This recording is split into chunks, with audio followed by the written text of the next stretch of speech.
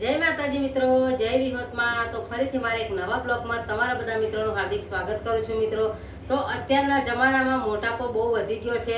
શરીર તમારું બહુ મોટું થઈ ગયું, ચરબીના ફેક્સ વધી ગયા હોય, વજન તમારું 80 કિલો 85 કિલો 120 કિલો વજન થઈ ગયો હોય, ના તમે ચાલી શકતા હોય, ના બેસી શકતા હોય, કે ના તમારાથી હલન ચલન થઈ શકતો હોય, એટલું બધું તમારા શરીરમાં મોટાપો વધી ગયો હોય, ઘણી બધી પણ ડૉક્ટર કંથી દવાઓ લઈને ખાધી હોય અને તમારો મોટાપો ના ઉતર્યો હોય, તમે ચાલી ના શકતા હોય, તમે ઘણી બધી એક્સરસાઇઝો પણ કરી હોય તો પણ તમારો મોટાપો ના ઉતર્યો હોય અને તમારો દિવસે દિવસે મોટાપો વધતો જતો હોય, તમે હેરાન પરેશાન થઈ ગયા હોય, તમે કંટાળી ગયા હોય, મોટાપાને લઈને તમે બહુ હેરાન થતા હોય ને, તો હવે હું તમારા માટે જબરજસ્ત નુસ્ખો લઈને આવી છું। જો તમે એક જ વાર આનો ઇસ્તેમાલ કરશો ને તો 100% ને 110% તમારા શરીરની જે ચરબી છે, જે મોટાપો છે ને, એ માખણની જેમ ઓગળી જશે। તો હું તમને વિડીયો બતાવું છું ને, એમાં તમે મારી સાથે વિડીયોમાં બન્યા રહેજો કે આપણે શેનાથી આ જે મોટાપો છે એ ઉતારવાનો છે, ચરબીના ફેક્સ વધી ગયા છે એ પણ ઉતરી જશે। તો તમે કયા ગામથી મારો વિડીયો જોવો છે તે કોમેન્ટમાં લખી જણાવજો।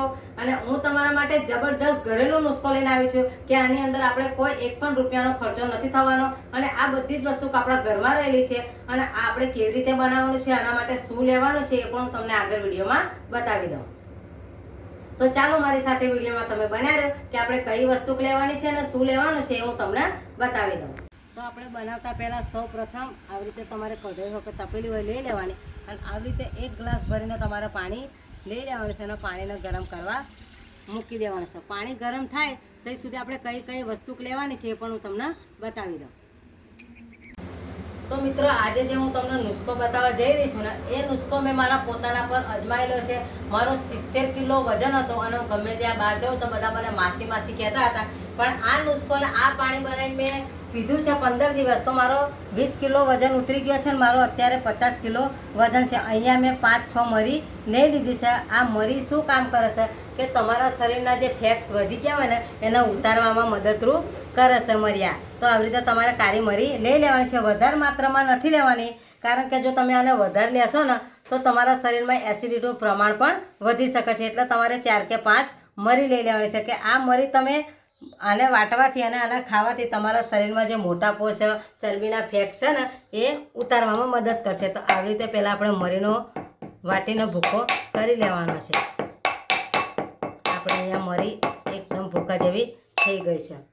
આપણે 4-5 મરી લઈ લીધી છે અને આની અંદર આપણે બીજી કઈ વસ્તુ નાખવાની છે એ પણ હું તમને બતાવી દઉં। તો અહીંયા મેં લઈ લીધી છે વલિયારી।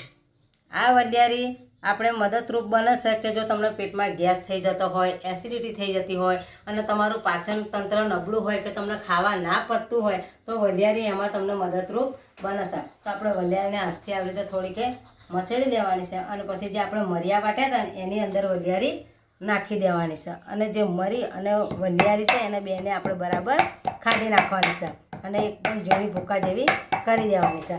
અને એની અંદર આપણે બીજી શું વસ્તુ નાખવાની છે એ પણ હું તમને આગળ બતાવી દઉં કે તમે આ વલિયારી અને મરીનો પાવડર બનાવશો અને તમે એને ખાશો ને કે તમારે જો વલિયારી છે, એસિડિટી, ગેસ, તમારે પાચન તંત્ર નબળું હશે, તમારો ખોરાક પણ પચાવી દેશે અને મરી કે તમારા શરીરના જે મોટાપો છે એના ફેક્સ છે ને એને ઉતારવામાં પણ મદદરૂપ બનશે।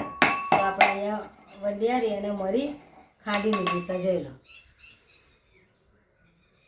વલિયારીને મરી ખાંડી લીધી છે। હવે આપણે એને એક વાસણમાં કાઢી લઈશું। હવે જે આપણે પેલું પાણી ગરમ કરવા મૂક્યું હતું એને આપણે લઈ આવીશું। તો આપણે પાવડર તો બનાવી દીધો છે, આને તમે મિક્સરમાં પણ દળી શકો છો, પણ આ ઓછા માત્રામાં હોય છે ને એટલે મિક્સરમાં દળાતું નથી, એટલે આપણે ખોયણીની મદદથી એને ખાંડી લીધું છે। અને જે હવે આપણું પેલું પાણી ગરમ કરવા મૂક્યું હતું એને આપણે લઈ લઈશું। જે આપણે પાણી ગરમ કરી લીધું હતું તે આપણે હવે કાચના ગ્લાસમાં લઈ લઈશું। કે આપણું હુંફાળું પાણી થઈ ગયું છે, આપણે પાણી લઈ લીધું છે અને હવે આની અંદર આપણે શું નાખવાનું છે, આ છે લીંબુ। આની અંદર લીંબુ નાખવાનું છે। જો તમને લીંબુની એલર્જી થતી હોય તો અને લીંબુ ખાવાથી તમને સોજો ને એવું આવી જતું હોય તો તમે લીંબુ ના નાખો ને તો પણ ચાલશે। મને અહીંયા લીંબુથી કંઈ એલર્જી નથી થતી એટલે હું લીંબુ આની અંદર નાખું છું।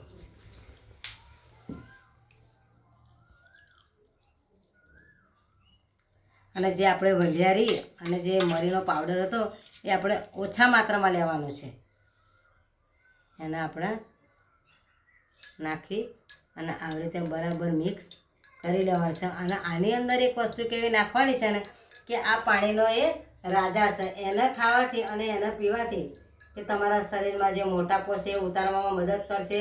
તમારું પાચન જે નબળું હશે એને પણ મદદ કરશે. તો અહીંયા મેં લઈ લીધી છે ગોળની કાકરી. મારે કારણે લાલ ગોળ નથી એટલે મેં સફેદ ગોળ હતો એ પણ લઈ લીધો છે. તો આપણે આની અંદર નાખી દઈશું ગોળ. અને તમને જો સુગર હોય તો તમે ગોળ ના નાખો તો પણ ચાલશે. જો તમને સુગરની તકલીફ હોય ને એવા લોકોને આ શરબત નથી પીવાનો. અને આને પીવાનો છે કેવી રીતે તમારે કે તમે સવારમાં વહેલા ઉઠી જાઓ તો તમારે બ્રશ નથી કરવાનું, કોગળો નથી કરવાનો અને પહેલાં તમારે આ જ પાણી પી લેવાનું છે.